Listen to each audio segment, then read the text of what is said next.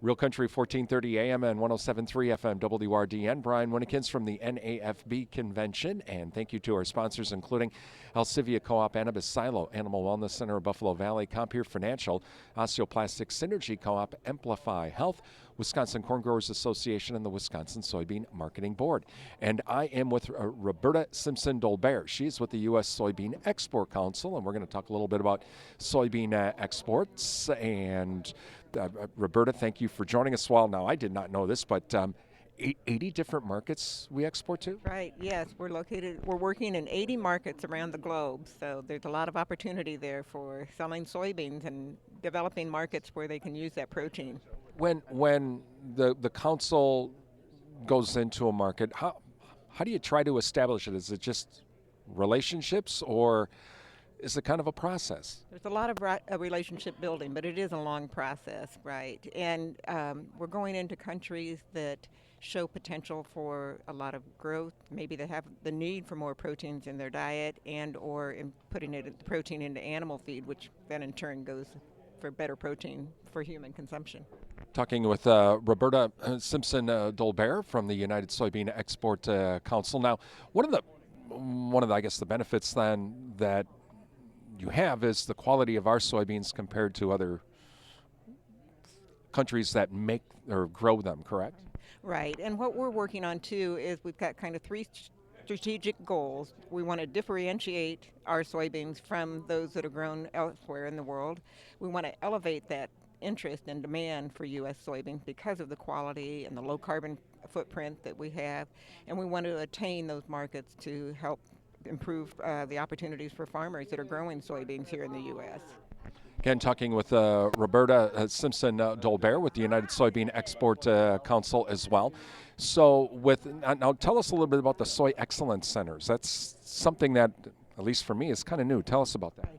These are an opportunity to help educate and to train protein professionals around the world.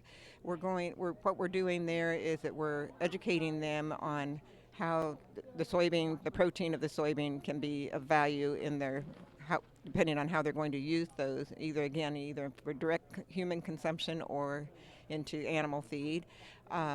It's also developing better business techniques, and that we can kind of I want to say not mass produce, but we can take those techniques and multiply them as far as how we can work with these growers and professionals around the world. Again, talking with Roberta Simpson Dolbare with the United Soybean Export Council this morning from the National Association of Farm Broadcasting Annual Convention.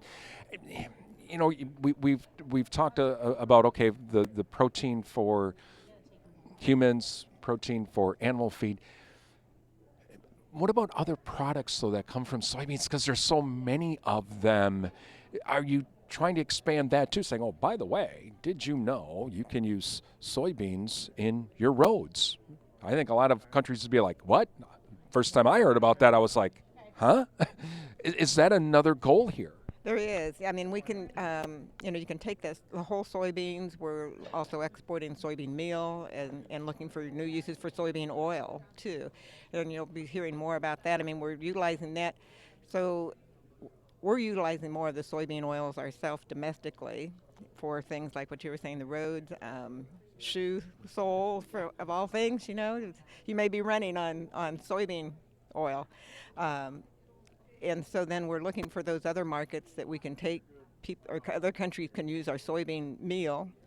We do still export a lot of whole soybeans, but as we develop more uses here locally or domestically, then we'll be looking at how they can take those other components and use them. Because that, to me, would be a whole new area to market. At least the way I think, there might be some countries, well, we don't need it for our livestock for whatever reason, but everybody needs roads, everybody needs shoes. Right. And at this point, we're exporting 60% of our soybeans that we grow.